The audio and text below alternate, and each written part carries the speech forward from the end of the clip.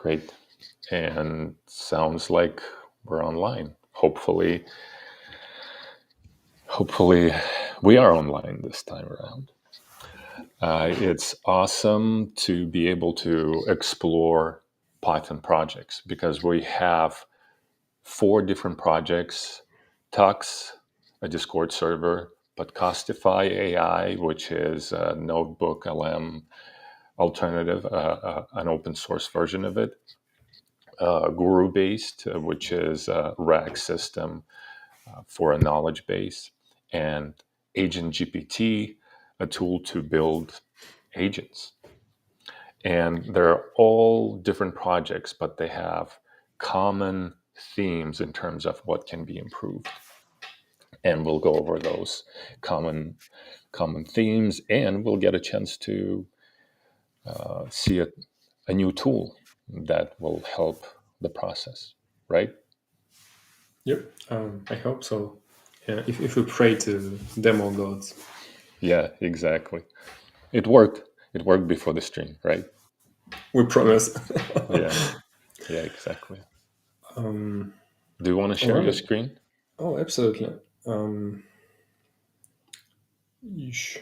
It's been a while since the previous stream. I already forgot where the button is. Oof. Okay.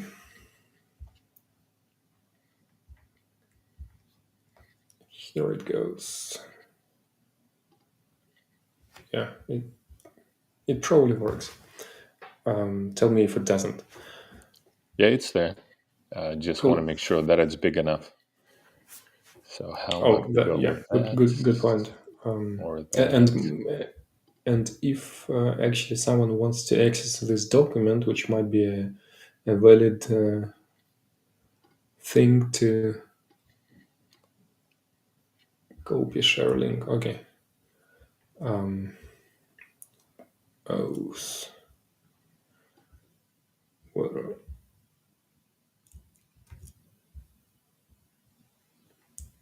yeah. Let's hope. All right. So let's start from the beginning. The first project. I think the order here is the chronological order we looked at them.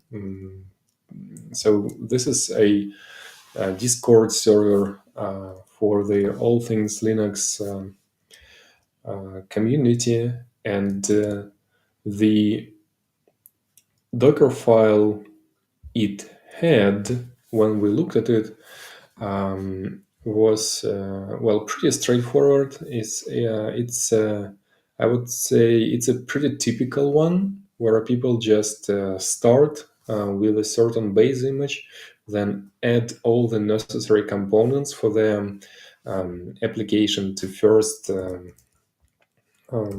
I don't know, is it big enough to first install, like be able to install all the dependencies, and then run for the at runtime. So the main problem with this approach, the upside is it's simple. You just let your mind flow.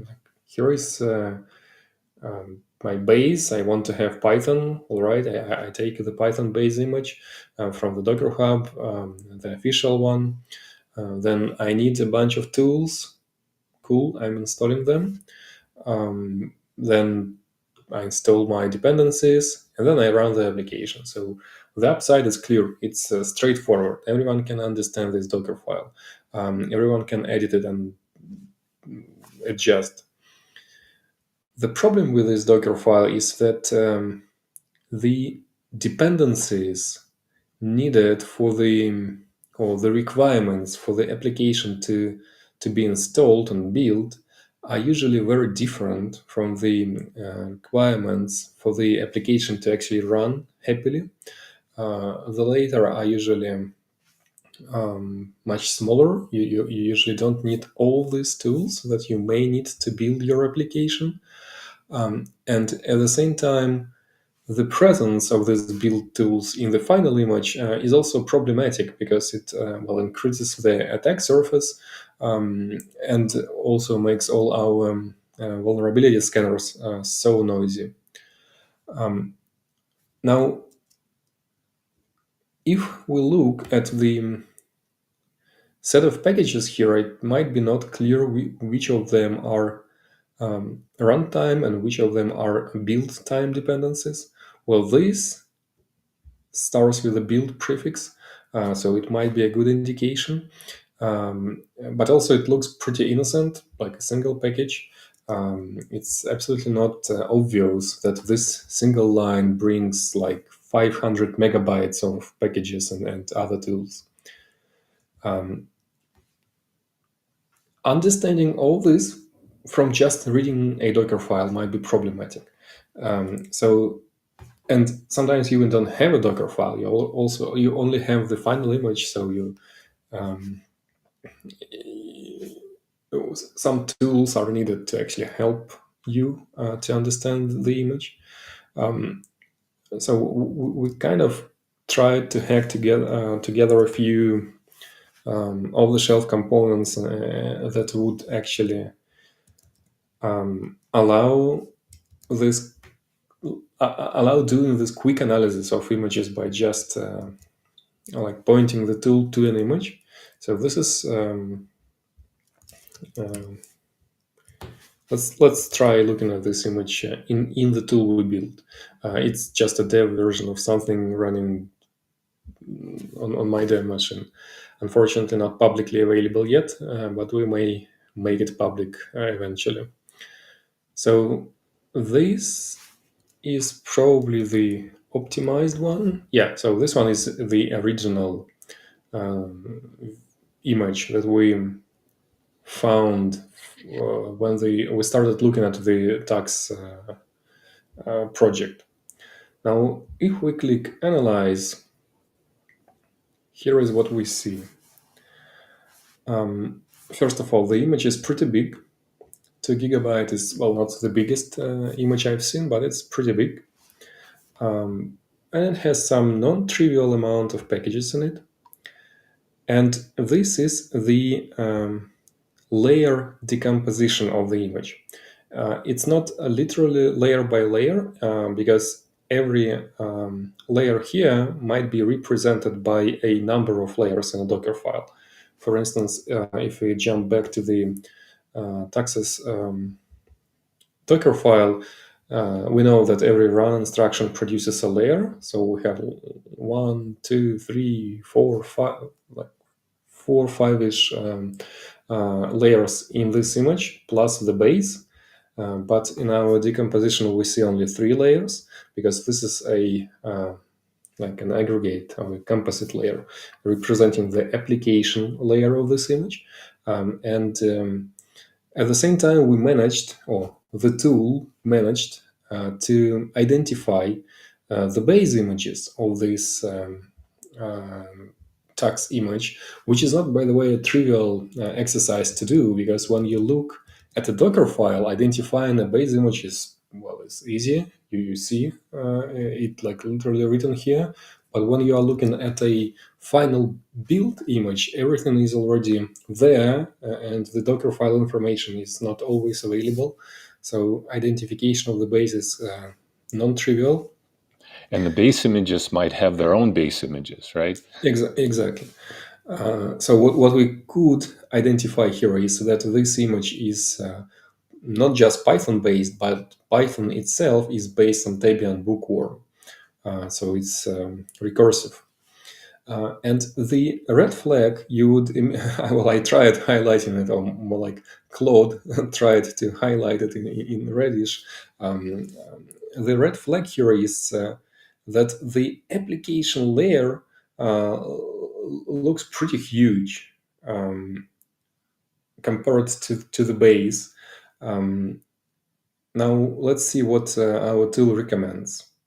So the tool says that a bunch of build tools have been identified in the image, and it offers to restructure the Dockerfile in a multi-stage build because it's the most likely root cause, using a single stage to build and then run the application, which is, I think, a valid advice.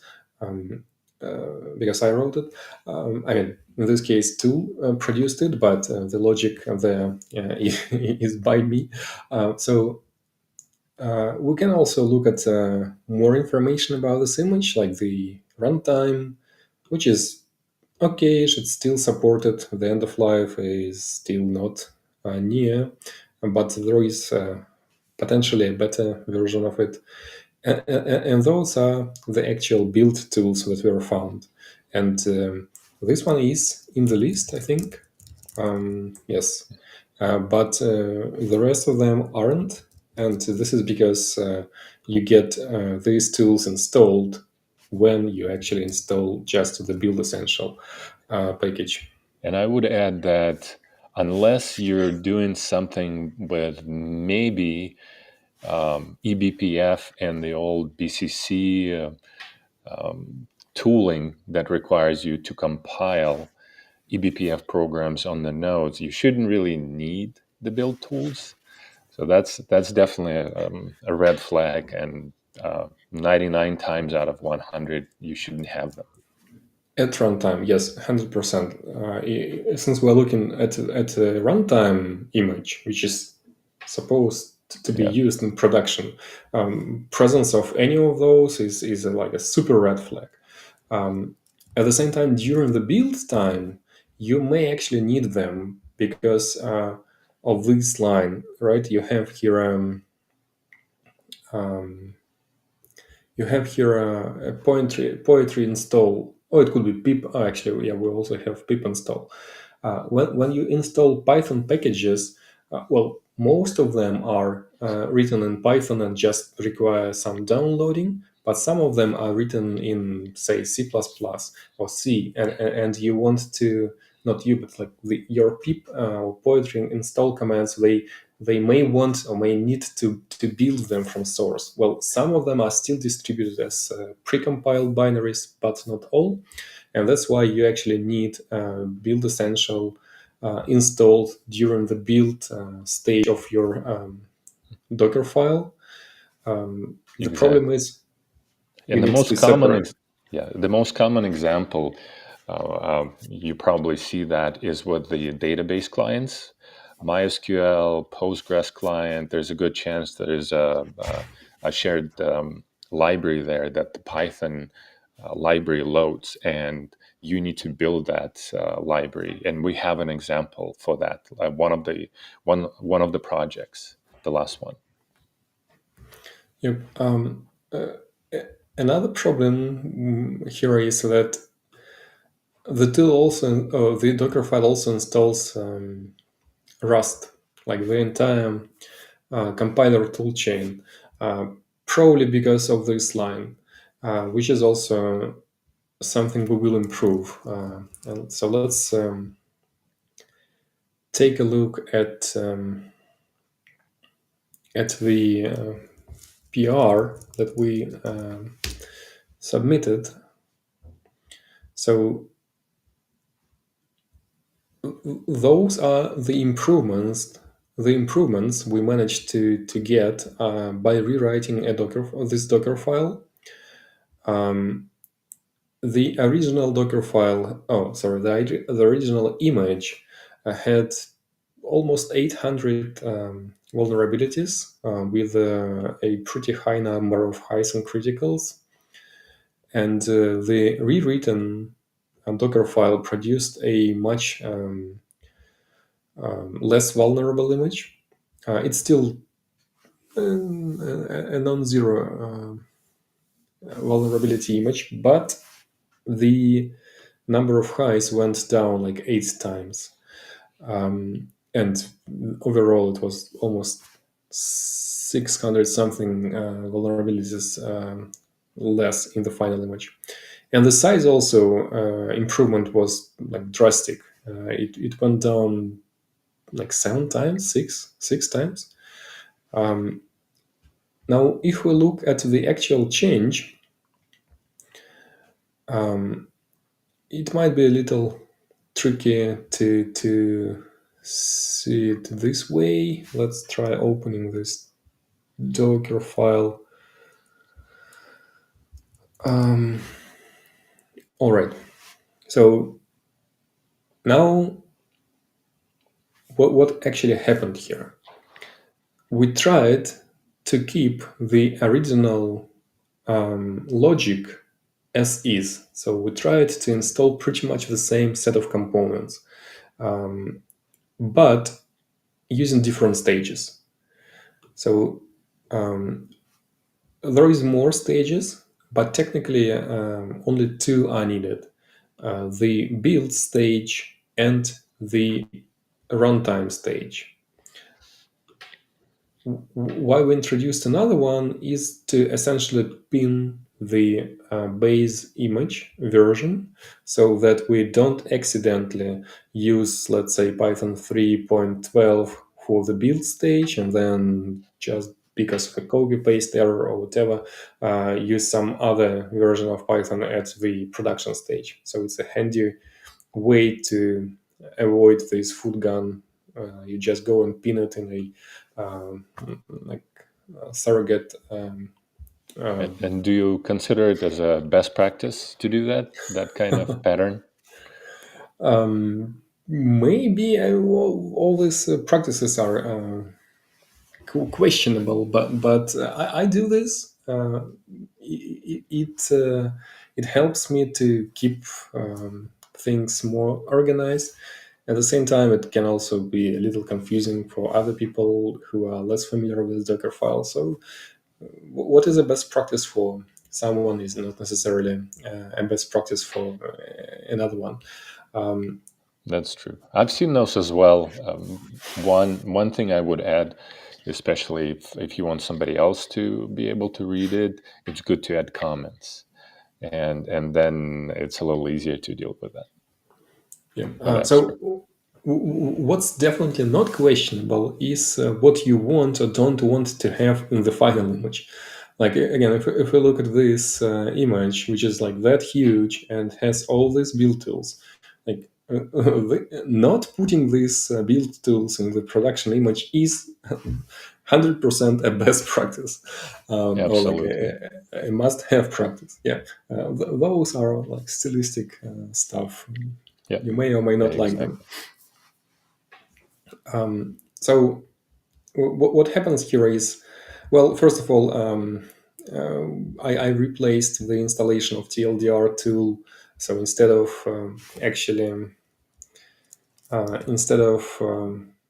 installing the whole Rust compiler toolchain to get Cargo to be able to install TLDR, we can just take a Debian package for the same tool, and then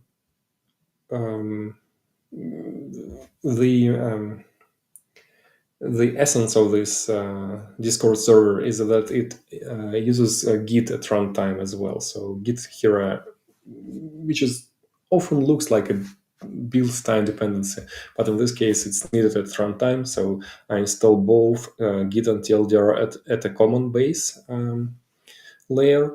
Those are very Python specific, and we will see them in all other Docker files today. Maybe it's worth actually briefly mentioning them. So this is three, or rather two, Python runtime tweaks you would want to have on pretty much any container. This one is related to runtime, and when you run a Python application in a container and this container suddenly crashes or being terminated by a signal, you most of the time want to have your logs fully written to the output.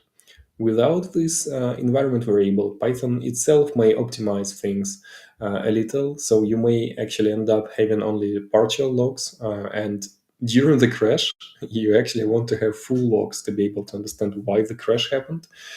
So yes, there are some performance overhead if you enable it, but most of the time you actually have it enabled. Probably if you do care about performance as much, you wouldn't even write your application in Python then. Then the second one is related to another performance optimization. So what happens here is that when the Python interpreter reads your Python files for the first time, it usually, it always actually compiles them to bytecode. But then this bytecode is often written, or by default, it's written to disk with this PYC extension to speed up the consequent starts of the application. But containers are ephemeral. You almost never restart a container if it exited. Well, a dev container maybe, but in production, unlikely. So then this storing of the bytecode on disk is unnecessary, first of all, but also if your container uses a read-only file system because of extra security hardening, you wouldn't be actually able to even write this bytecode to disk. So disabling it is another good default. And this one is to just suppress some warnings during the build time. So now finally to the build stage. This is pretty much the same set of packages the original Dockerfile was installing, maybe slightly reduced. And then the question is how we actually make the Python application that we're building here transferable. Because here in the original Dockerfile, we install all the build tools, we install the application's dependencies, and then we just go and use it. So no need to copy anything. But in a multi-stage Docker build, you need to maybe we actually have a diagram for this.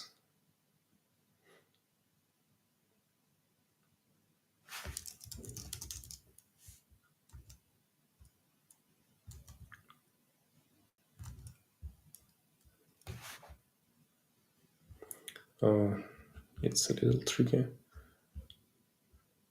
Yeah. So the original Dockerfile was like this. So it starts with a certain base, it installs the tools, it adds the source code, and it runs the application. And now we're trying to actually restructure it into something like this. So we technically have, at least two, but maybe more images. And we install the build tools in the dev or build image. Then we install the application's dependencies and the application itself, but then we somehow need to actually copy this application to the runtime image, which doesn't have any build tools and only has the minimal Python runtime. And the trick is actually to use virtual environments, which may be not obvious because virtual environments were invented, I guess, to share a single execution environment between multiple Python applications. And we're in container world, and in containers you don't need to share anything because each container is dedicated to one application.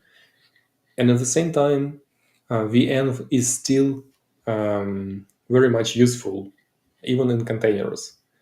So what happens here is we ask Poetry to actually use virtual environments to install the Python packages. And then when these packages are installed, they will all end up not installed system-wide, but in a virtual environment specific to this particular application.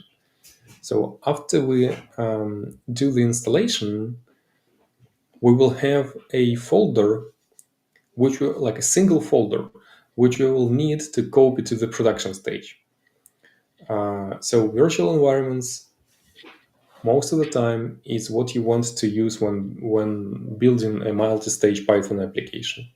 Yeah, So exactly. And unlike Node, where you can easily install all of your dependencies with the application in the Node modules directory, with Python, it has a different design. It's used to being installed globally, and the Python ecosystem is still struggling with that. So, if you want to be able to easily copy the stuff that you build in the build stage, yeah, definitely that's the best option. There are other options, right? Which may or may not work, or at least might be a headache to deal with. yes, so another potentially functional option is to use non-root installation. I'm not sure if Poetry actually supports it, but highly likely yes. But if you would be installing your dependency with pip, you could tell it to install packages not system-wide, but to the current user's home folder. It would be something like home, your username slash Hmm. dot local or something, and then your Python packages would end up there and not in the usr-lib folder. And then you hypothetically would be able to copy this folder to um, to another image. Um, Usually, the problem with this approach is that other tools, like people itself, may also end up installing their dependencies into this local folder, and then it's still not a full isolation. While with virtual environments, only your application dependencies go into this app.venv, in this case, folder. Exactly. Yeah. Yeah, a lot of times you don't always know everything that you need to copy, and Python by default makes it more challenging and difficult because it tries to install itself globally, and you might have other things installing stuff there. Um, um, I remember seeing, and we looked at that those kind of examples where the copy that happened was was to copy local user local everything under user local from the build stage to the run stage, which is Yep. crazy because it has so much other junk in it. So that's one of the gotchas with multi-stage builds. You need to know what you need to copy from the build stage to the run stage. And some stacks and runtimes make it more challenging than others. And then you see hacks like that, where everything from user local gets copied, and then you get not only your dependencies, but so many other things, including games, etc., etc. Yeah. The tricky part as well is to actually, so VM in Python, this mechanism wasn't designed to actually be transferable or copyable, because it may have some system-specific symlinks, for instance. And if you try to copy a VM folder with your applications installed from your development machine to some other Linux server, which uses a slightly different version of Linux or Python, um, it will highly likely not work. But in containers, you can actually ignore this if you are being careful with your base images. In this case, we start both the build stage and the runtime stage from exactly the same Python image. So then the VM folder produced by the build stage should work perfectly in the production stage because it's almost identical environment. At the same time, if you start your build stage from something like Python 3.12, not Slim, but just 3.12, because it's the build variant of the Python image, This VM folder may already be more problematic because it will be produced in a different base image. And then you may not end up with something functional in your production, in your runtime stage. As an even more extreme example, you could install Python to an Ubuntu base, for instance, and then produce your VM folder in the build stage based on an Ubuntu image, and then try to copy it in a Python production stage based on a Debian image. Also not a good idea. So multi-stage builds in Python images are tricky, and you need to be careful, and you need to know the application stack and the Python ecosystem pretty deeply. So the bottom line there, the versions need to match, right? Yep, The the Python versions, versions. not just the Python versions, but the Linux versions. If you have something like Python 3.12 installed on Ubuntu in your base, in your build stage, but Python 3.12 installed on Debian in the runtime stage, it may or may not work. So it should match literally the Linux distro and the Python version. And what do you think about going from like a regular Python, a Debian base, to a distroless Python? Are there any gotchas there as well? That's a great question, and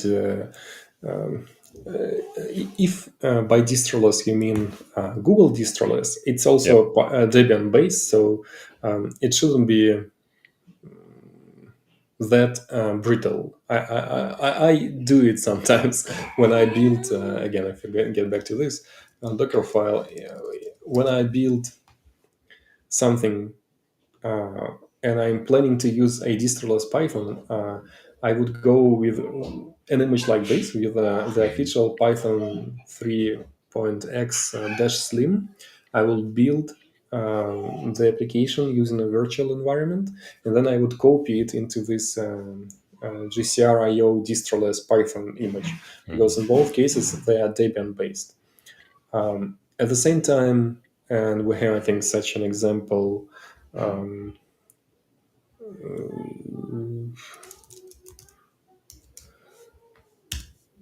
yeah, this one. Um, like this one, for instance, it does not use the official Python base. It uses Ubuntu, then it installs Python, and then it does all the same steps like pip install, whatever. If I would want to copy a virtual environment produced by such a Python base, I would think twice before copying it to a Debian-based distroless Python. Again, it may work, it may not work, depends. Good to be aware of that. I don't think a lot of people think about that. Yeah. So now, if we look at the results,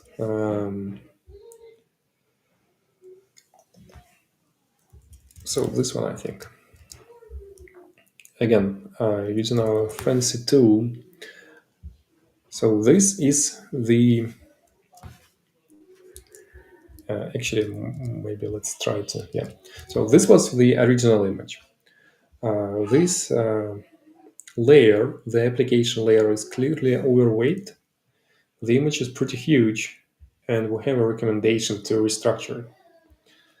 Now, if we look at the restructured one, and it's now the production version of it, it's much smaller, it has fewer packages, and the layers are much more equal size-wise. So it's the bottom two layers are the same, but here, since the sizes are relative, you cannot really even spot them compared to this application layer. But here you can see that they are actually there.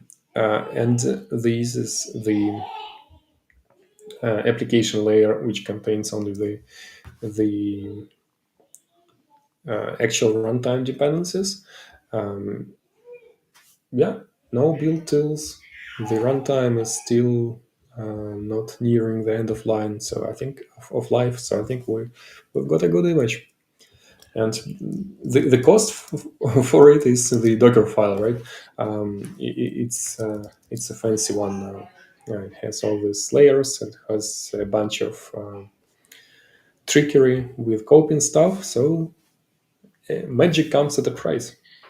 So speaking of magic, one of the interesting uh, capabilities there, and probably not something that beginners start with, is the cache mount type for run Oh yeah, commands. Do you have any kind of high level thoughts there that you want to yeah. share? That's another one. With cache mounts, you are not getting a better image.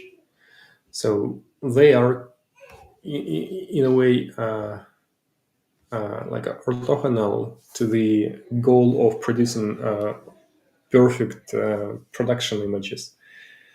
What they impact is the build uh, duration. Docker has this fancy layer caching mechanism. So when you build your image for the first time and then run Docker build command again without changing anything in the application, it will be almost instant. Hmm. If you structure your Docker file in such a way that you copy the most volatile files only later on, and the less frequently changed files you copy first, then the rerun of the Docker build command will be also pretty fast because most of the layers will be still cached. Hmm. But it's not always the case that you can actually do that. That's one thing. And another one is sometimes when you install something, you already, like with this example, for instance, when you install something with pip, you actually download a whole bunch of things from the PyPy, and you may want to preserve this information because from here to here, if this changes, this will be invalidated and it will need to rerun, and you will technically not benefit from the data from here. But cache mounts are unlike Docker layer cache, which works in a way sequentially. And Hmm. if one of the previous layers like it changes, the cache is gone. Hmm. Cache mounts are bolt on. So if you cache something here, even even if something changes in the middle, you can still benefit from this information Hmm. here. So this usually speeds up the build a lot, especially if it's a local one. It's harder to actually benefit from cache mounts in CI unless you reuse the same runner. For example, when you use depot.dev, you get to reuse your cache. Yep. And at the same time, if you just run on GitHub Actions without doing any extra stuff, you will not benefit from these cache mounts. And at the same time, these cache mounts, they uh, add complexity. So when you look at a Docker file that uses a bunch of them, it looks even more overloaded, if you like.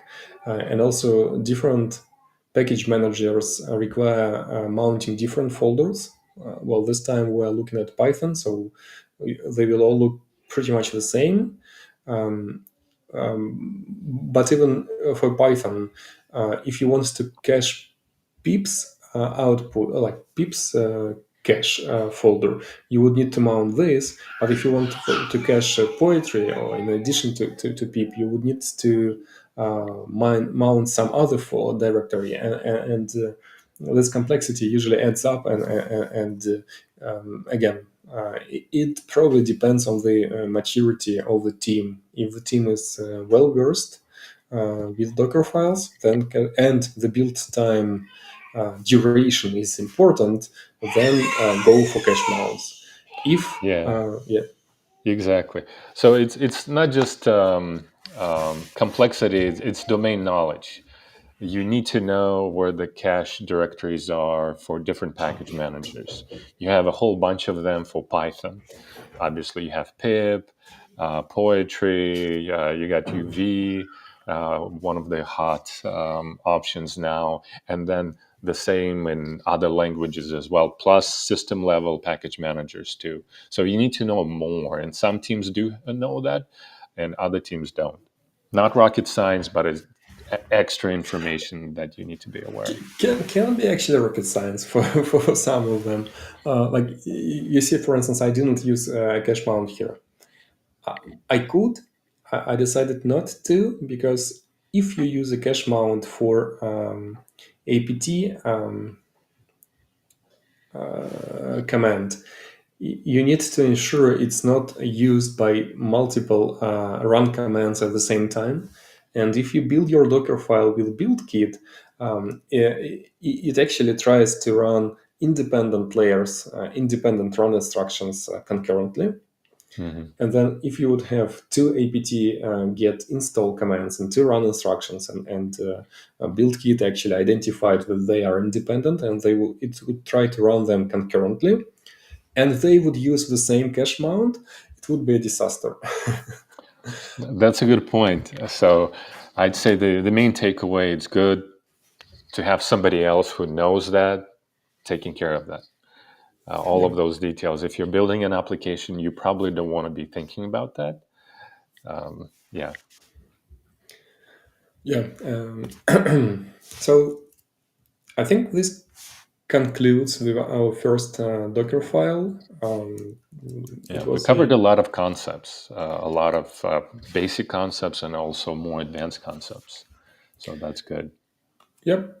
So I think the other Docker files will go slightly faster, because and it's a good one, because the problems we just saw and the tricks we used will be actually common in all the rest of these Docker files. So let's jump to the next one. So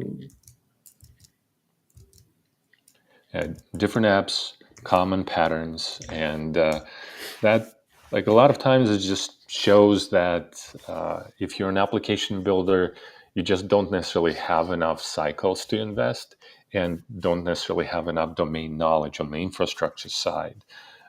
One of the classic examples with Dockerfiles is about removing files, and I think we'll have something around that, purging oh packages. yes, yes, Yeah, yes. so that's a common gotcha. But again, if you're an app builder, you probably don't know about it, and you shouldn't need to worry about it. So it's great to be able to offload that. But yeah, Indeed. So the next one. This is a GuruBase project, which is different by nature and domain from the previous one. This is an AI project. It's an RAG system, and at the same time, even though it's a very different domain, very different project, let's look at the Docker file that we found when we opened it. I yeah, I think would say about RAG applications is probably one of the most common types of AI applications because you want your AI application to know about your data, and this is what it's for.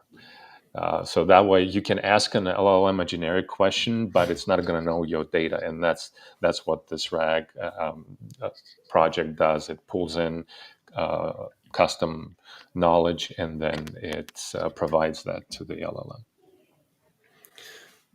Yep. And the Dockerfile, it's even a little smaller than the original Dockerfile of the previous project, but it's very close to it. So kudos to the author of this Dockerfile. They actually set these two environment variables. For the rest of the Dockerfile, you can see that it also installs, well, not Build Essential, but GCC directly, which is like a comparable installation. And then it installs the requirements and jumps straight to the actual command that is used to run this application. Again, this why we actually need a GCC here is because during the pip install command, Python may need to compile some of the packages from the native code, some of the extensions maybe from C or C++. So if you don't install this, because it may even look kind of not needed, if you don't install this command may fail. Sometimes people install GCC, sometimes people install Build Essential, sometimes people start not from a Python Slim, but from Python just 3.11 or something, and then this fat variant of the image already contains Build Essential.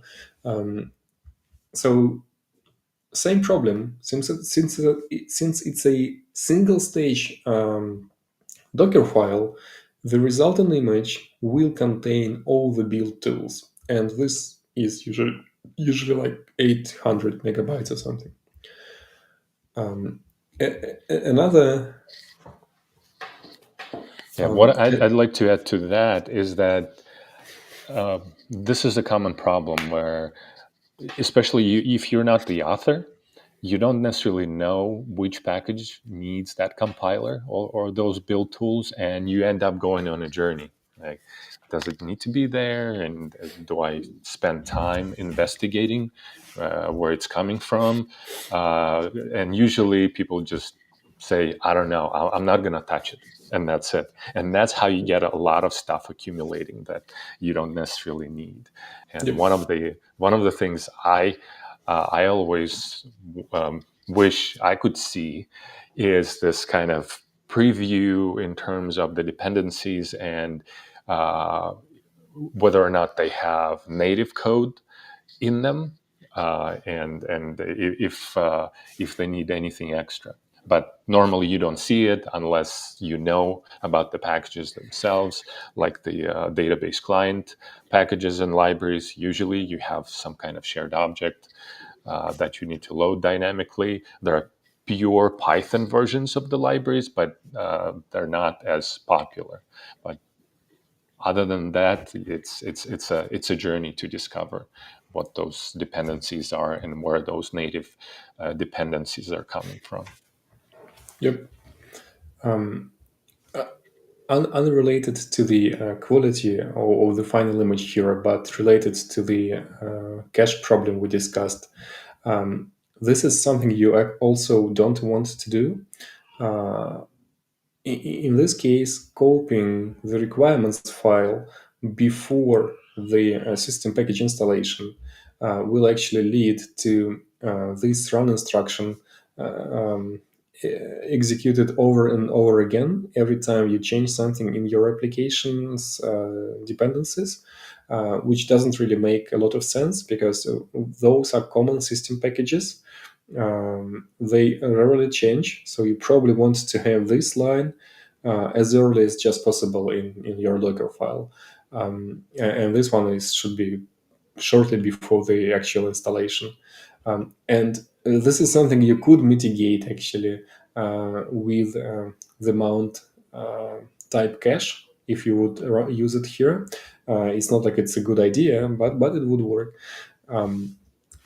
Now, But one of the points there is that unlike more traditional more classic applications where everything gets copied. Here, at least, they try to copy the application dependencies separately from the application code. So the idea there was to split those. So if you're changing the application code, it's not going to invalidate the container build cache. But there is another gotcha with the system dependencies where they come in later, Yeah, and that invalidates the cache. But at least the application code changes. They're not going to invalidate the cache. yeah. It looks just like this line somehow got in between, like accidentally, of these two. Like if you would just move a couple lines above, it would be almost perfect. So let's try analyzing this original image. Um, a very similar picture. Again, we could identify the base and the base of the base, and then the application layer again looks huge. And now if we click on the recommendations, it will be pretty much the same recommendation to not install the build tools in your production image. The language runtime is okay-ish, and the build tools are there. Now let's try looking at our rewrite. So this is the original Docker file. This is what we wrote. So the same downside. The upside, the final image will be much slimmer, much more secure. The downside, the price for it is a complicated Docker file. So, and by the way, this merge request was approved and merged. It was a pretty good improvement. But since the merge of this merge request, the Docker file was modified a little, structurally a little, but content-wise not a little. So we probably could look just at the final version, which is the current version of this Docker file. Similar idea, we pin the base, then we install common runtime dependencies, set the fancy environment variables to optimize Python interpreter. And then in the base, which starts from the common layer, where the runtime dependencies are installed, because the runtime dependencies, they are common for the base and for the actual runtime. In the base, in the build stage, we may need to install build essential, and I think that's what I wrote. So this is my merge request, pull request. So in my build stage, I was installing build essential to replace this GCC line here. But what the maintainers of this project ended up doing, after probably learning more about the application, they actually removed it. And it means that their pip install command does not install any single package that requires compilation. This is great if you can actually know it somehow in advance, that you don't need the compiler, or if you are ready to one day run into a failing build and then just add it back. So this is another good optimization which you can do if you know your actual build dependencies. Yeah, that's not necessarily a gotcha, but an extra requirement. The more you know the application, the more you will be able to optimize the container composition. But not everybody knows that, especially if you have different people doing DevOps and application development.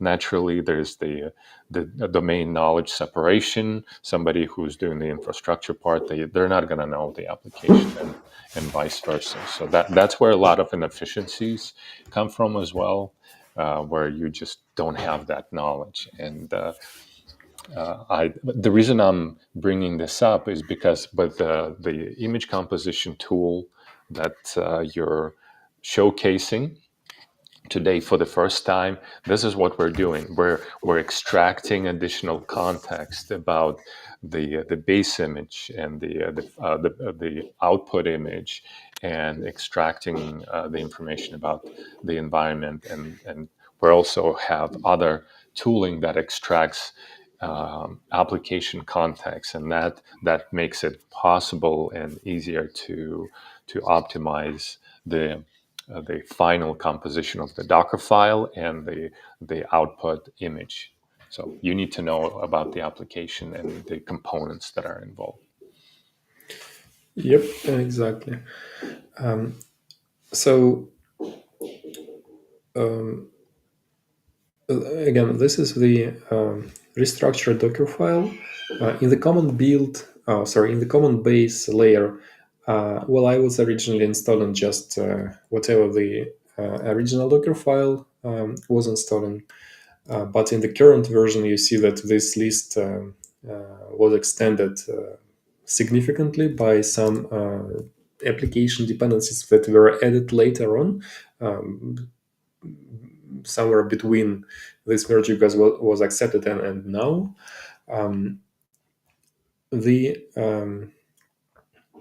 The build stage additionally installs the build tools, but not anymore. In the current version, the build stage. It does install. It does install the build tools. The application in this case does not use poetry. It uses vanilla pip, so it copies the requirements file, it installs the packages, and then the virtual environment is again used to copy files from the build stage to the runtime. So pretty much the same approach.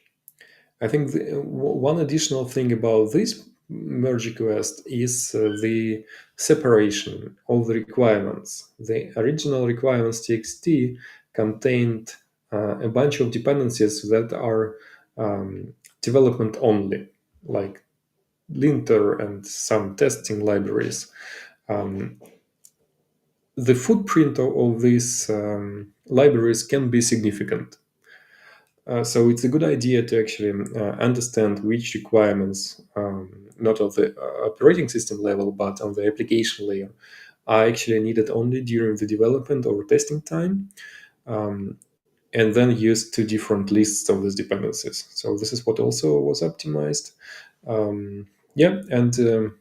Another gotcha, which is not strictly Dockerfile related, but container related. This Dockerfile used an entry point script. And what you want to always or almost always have is the application process itself being the first process in your container. So you want the entry point out of the way as soon as possible. So once the actual entry point logic is done, it should execute the actual application and not fork it. So this is something I added. When the entry point reaches its final line, it substitutes itself with the application process. If you don't do this, if you just use it the way it was written, and just write like Python or Celery or whatever, you would have the entry points shell itself as a parent process, and it will be in between your container runtime and the application. And since it's a shell, it often leads to broken signal propagation, which is pretty tricky to debug at runtime.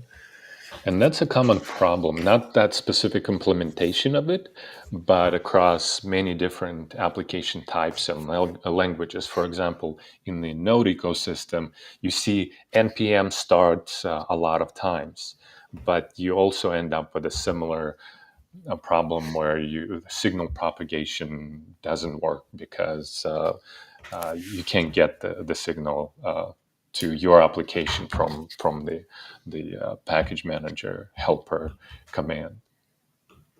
Yep. Pretty much every stack is affected by this problem.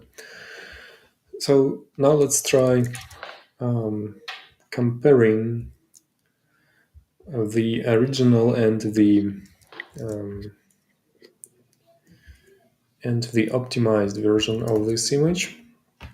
So this is the optimized one, but this is not the one I wrote. It's the contemporary version, and funnily, it's bigger. The current version is bigger than the original one. The intermediate version that was there when the merge request was merged was much smaller than this one. I think it's in the description of the merge request, actually. It was like 30% smaller than the original image. But the current version is actually twice bigger. And this is where our tool, again, if we look at the recommendations in the original version, it would say, hey, go and restructure your Docker file because it looks like you're installing build tools. But if we look at the recommendations in the current version, it actually spots another issue with this image. So there is no more build tools, but we somehow ended up having Node.js installed in the Python application image. So somewhere in these lines, and maybe here, something else was brought to this image. And this is something you also don't want most of the time to have. Because such runtimes, they rarely coexist happily. If you need to have a Node.js extension of your application, you highly likely want to put it in a separate container and then somehow intercommunicate. So this is the another gotcha this fancy tool can help you spot. If you have multiple runtimes, it will actually tell you about it.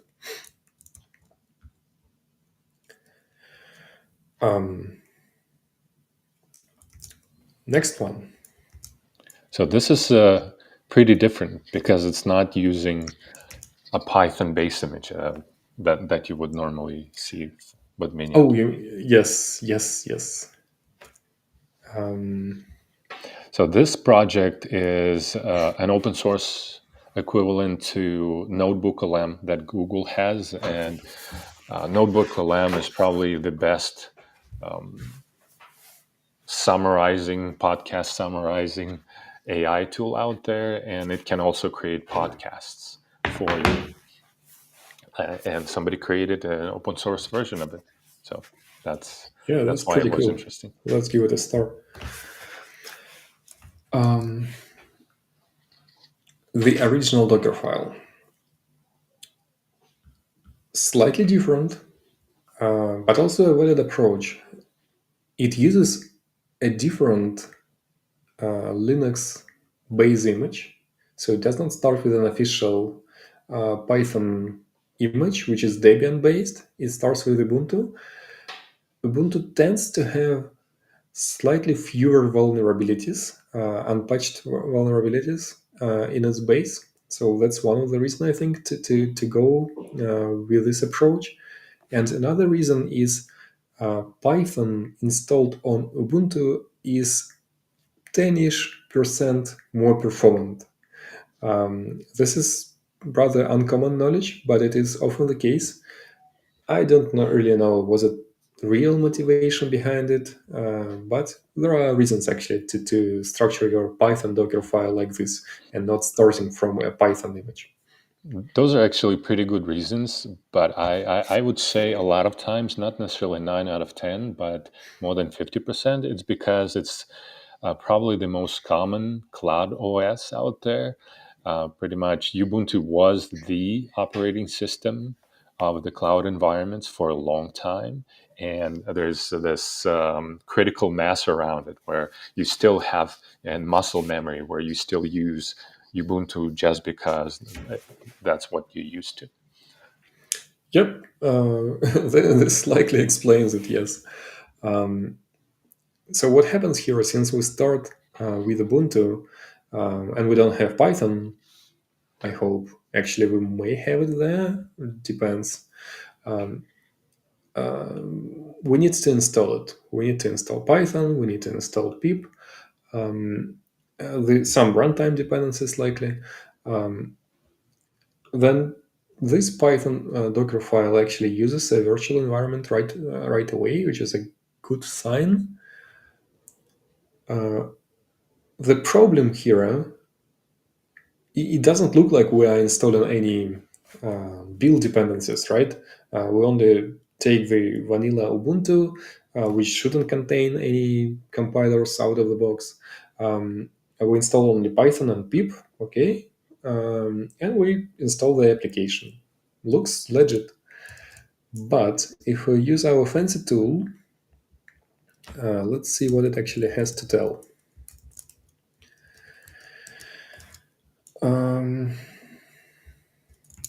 Analyze. That's the original, right? Yes. So, Ubuntu base and a huge application layer. Recommendation: don't install build tools. So, somewhere here,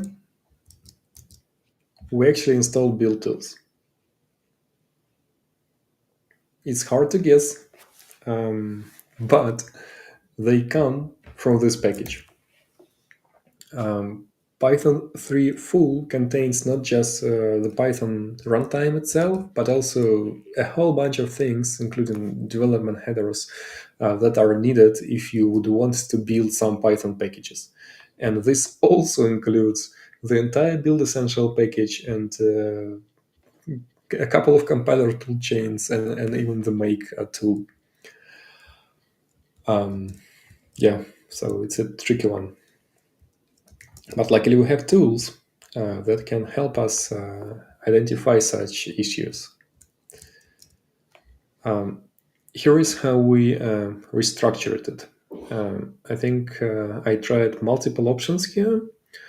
I tried actually using Python 3 as a base, and I think I actually ended up using Ubuntu as well, because I couldn't really know the original motivation behind using it.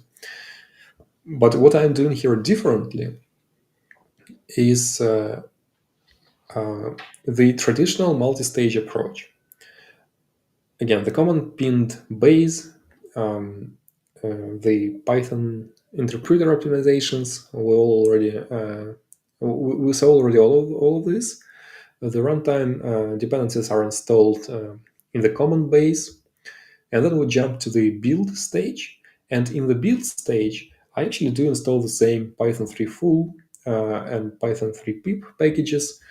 Then I initialize the virtual environment, install the actual packages. So it's not much different from the original Docker file. But I don't continue with the actual run command. When the installation is done, I start another stage, the runtime stage, where I install, not, since we are starting from Ubuntu and not Python, we still need to install Python. So I install Python 3 and not Python 3 full.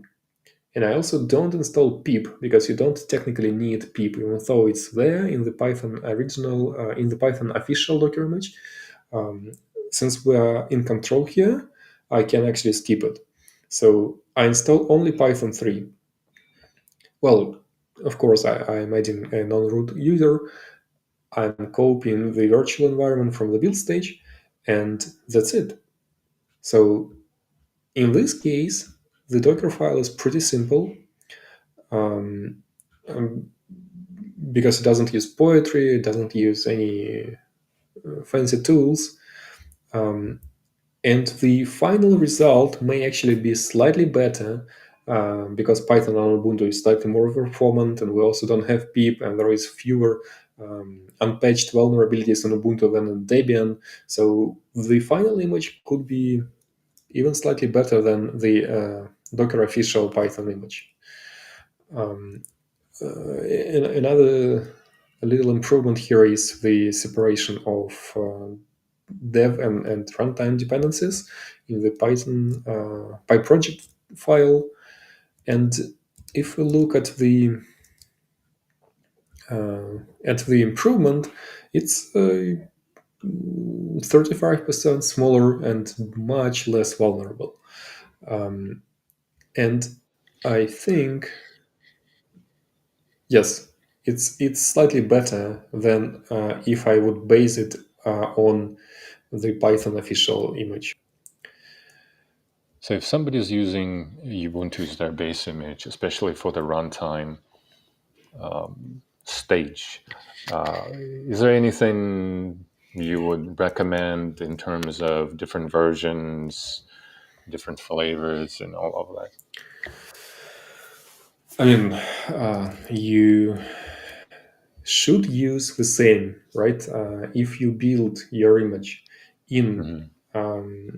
Ubuntu 20, like in the current LTS, right?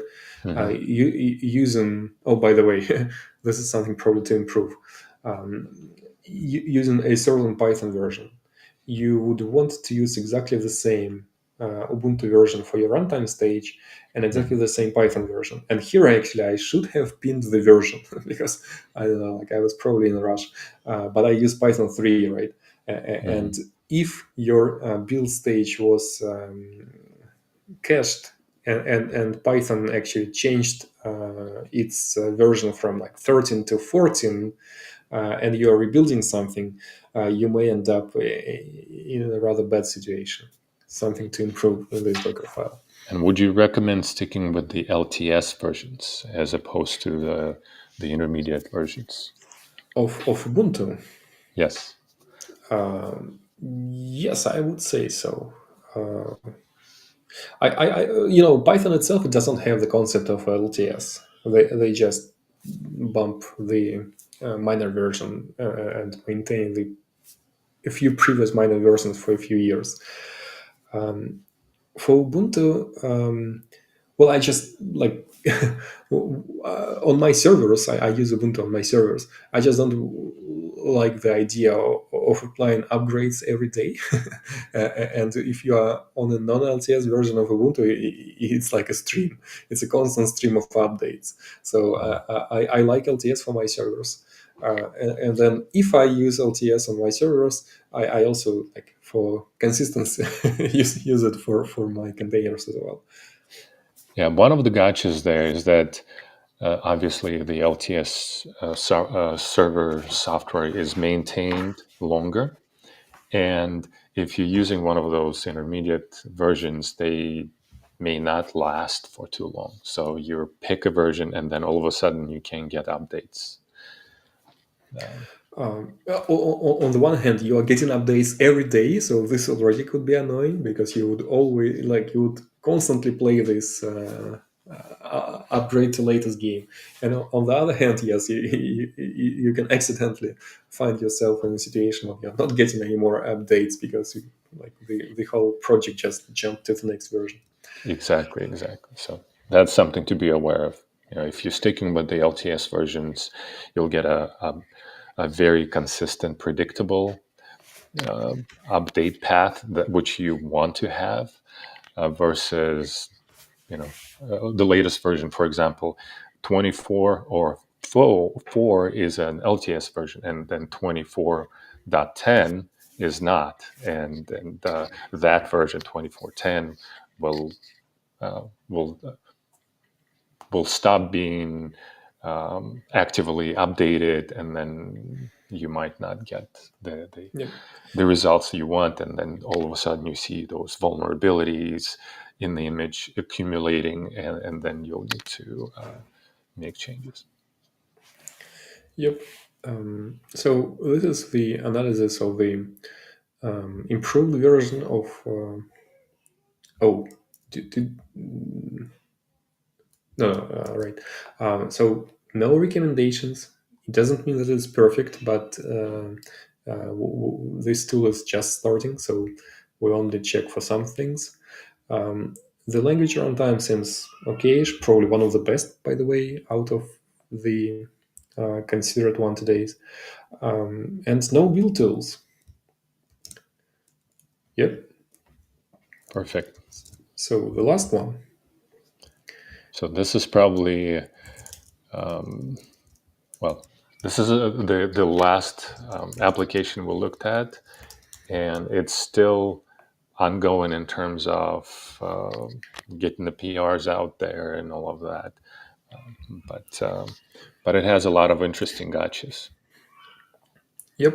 Um, It's an yeah, agent this is, builder. It's a way to be able to create agents. Yeah. yep. And I'm not putting a star here just yet. Uh, remains to be seen. um, the Dockerfile, again, pretty traditional. Starts with a base image. The choice of the base image is somewhat questionable because Debian Buster might be end of life already. Python 3.11 is definitely not end of life, but this Debian version might be already out of date. Um, um, the set of tools installed here is also pretty.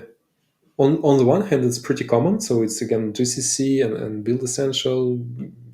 This is probably redundant given we're installing this.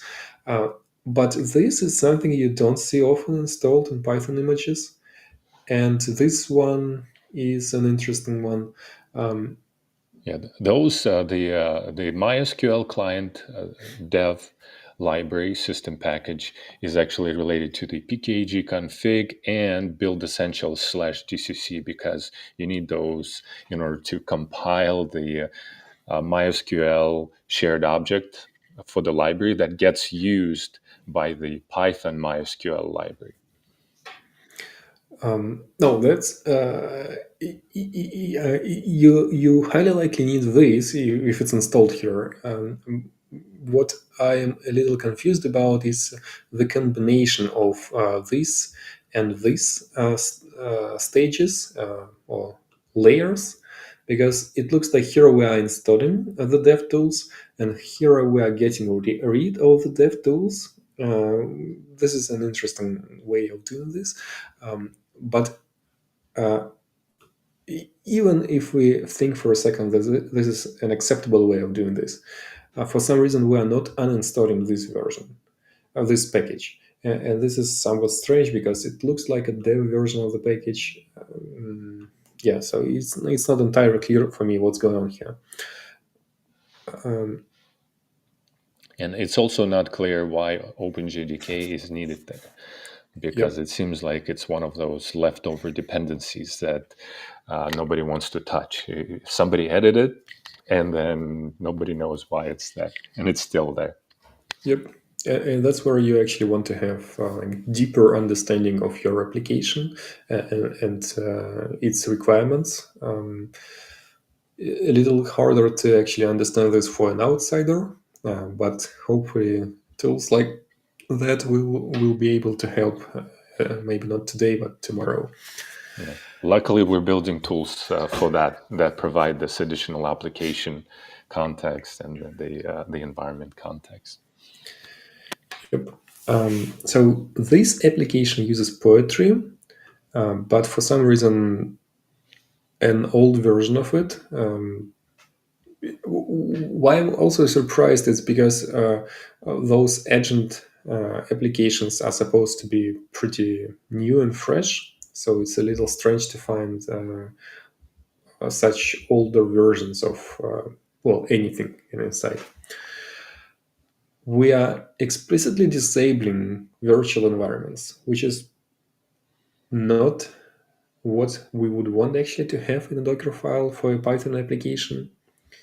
But for the rest, it's kind of reasonable. So we install the necessary tools, we copy the Python project file with all the dependencies listed, we install these dependencies, we uninstall the dev tools, and then the build tools.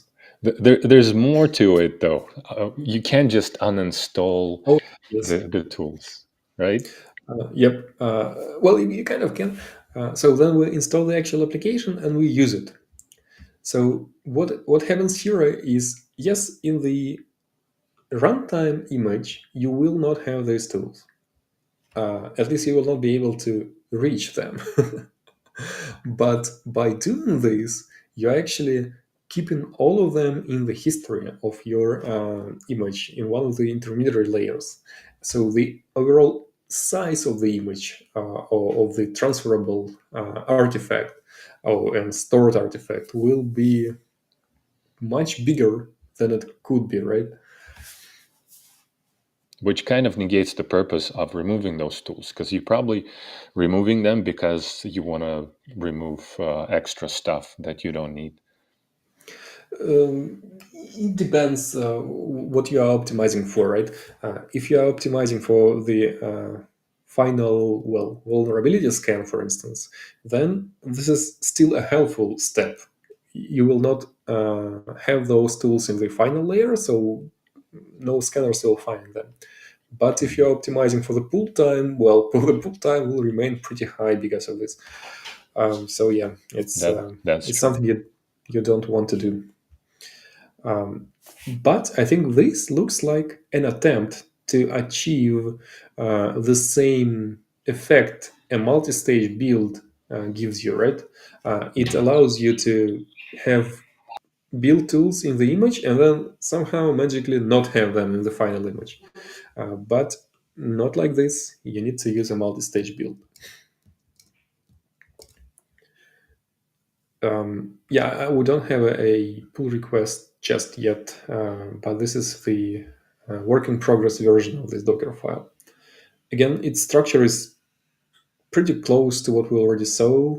We start with a common base. I keep the Python version unchanged because the application may have some specific requirements, but I did bump up the Debian version. We set the fancy variables again.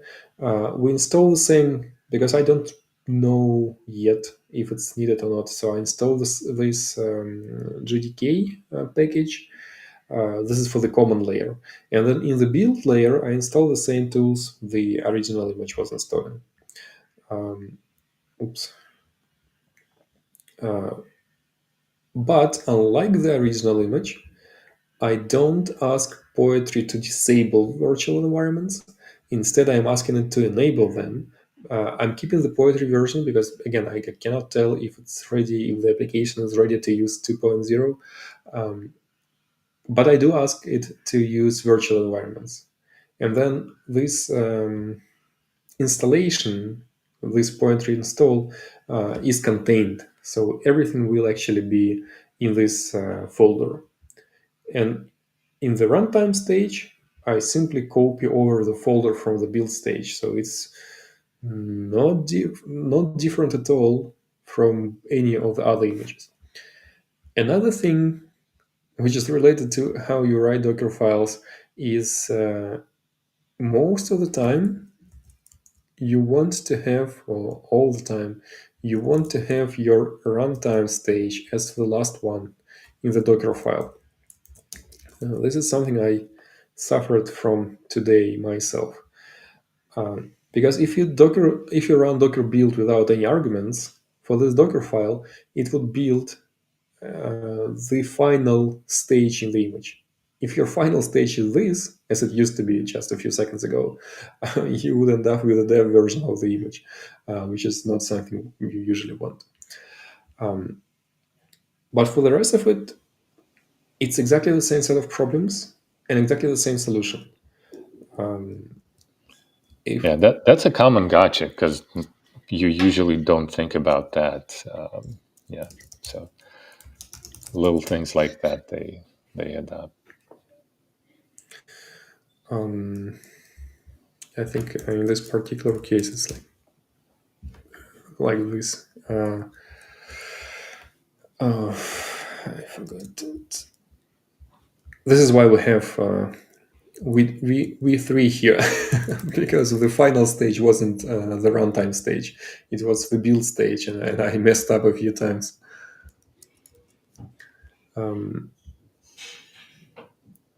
Yeah, that's the improved one. Cache. No recommendations. We probably should have some, but the final image is much smaller. It's almost 50%. So the original image was like almost 1500 megabytes. The improved one is almost twice smaller. Much fewer packages, no recommendations, only one runtime, dated one, but still okay-ish, and no build tools. Yeah, I Still think need to that's figure out what to do with that GRE. And yep. if you use that, and this is a different application track, in the build phase, you want a version that you can use to build JDK, and then in the run stage, you want the Java bits that you use to run the Yep. Java application. You don't want the build tools there as well. But in this case, yeah, that dependency isn't really necessary. Yeah, It's even just more a questions. leftover. Yep.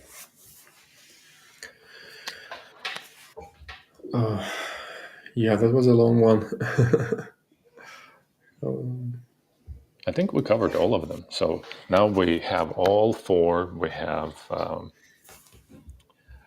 Agent GTK, GPT to build agents, which is interesting, but yeah, it has a number of questions. And again, those questions are related to the application itself. Do you really need that JDK GRE, or is it a leftover? And that's a common theme that we saw across all four. You need to understand the application better in order to know, do you need those build tools at all, for example, or are they just there just because they're leftover from early stages? And being able to understand the dependencies, the system level dependencies, and the application dependencies is also useful. For example, is this library pure Python? Or does it have any native code? Unless you know the library, you're not going to know right away. And then you need to do a research, which is possible. And then you also need to take a look at the application itself too. So you need to know certain things about the application. And one of the interesting insights for me is to discover how little sometimes developers know about their applications, especially when it's a more mature application, because the people who wrote the code originally probably moved on either to work on other parts of the application, or maybe they went somewhere else, and then you lose that knowledge, and then you have something that looks like it's working and you're afraid to touch it because you don't know. And that's a potential explanation for that GRE JDK dependency, because it's there.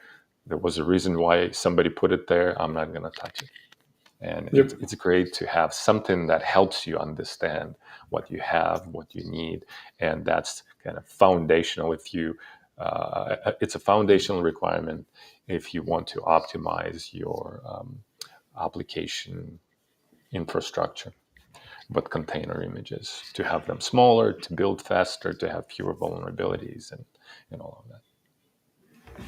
Yep. And today we showed the image composition analysis tool that provides some of that context. Some of it is application related, some of it is base image related, but there is more. there's more that will show in the next stream. Yep. There is indeed so many things to check when you open a Docker file or a final image.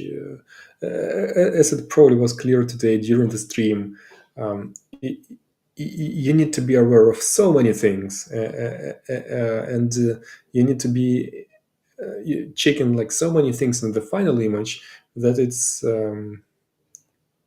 a full-time job.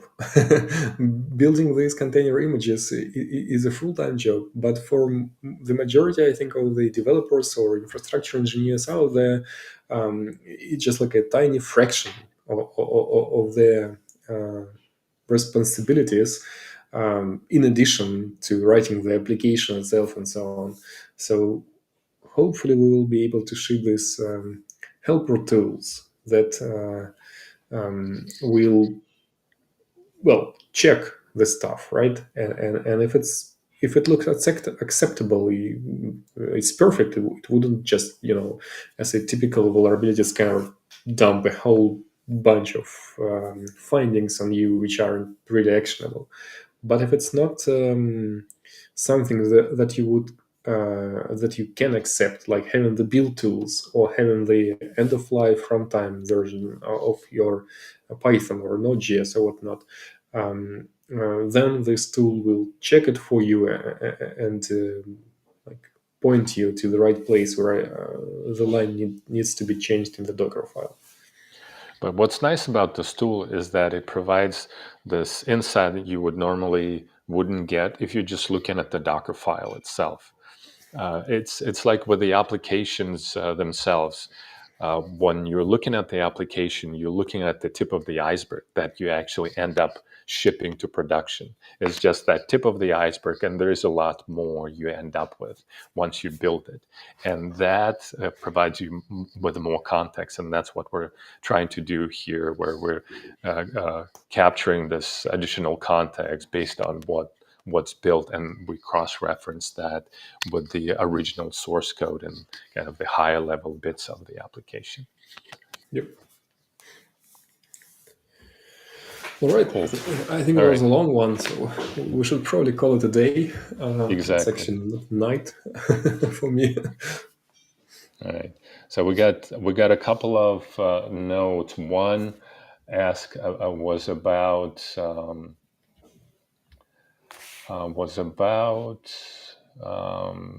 AI related images that use NVIDIA CUDA GPUs. So that's interesting. And then I also asked about the package managers that others use, and then there's one that came up just now. It's called Pixie. So it'll be good to follow up. And then somebody mentioned Node 18 Slim for the front end. So that's actually something that we'll take a look at next. Node, TypeScript, and all of this wonderful stuff, because that's what you normally have for the front end. And many AI applications, or even regular applications, but especially AI, because of the libraries, LLM libraries and the agent libraries.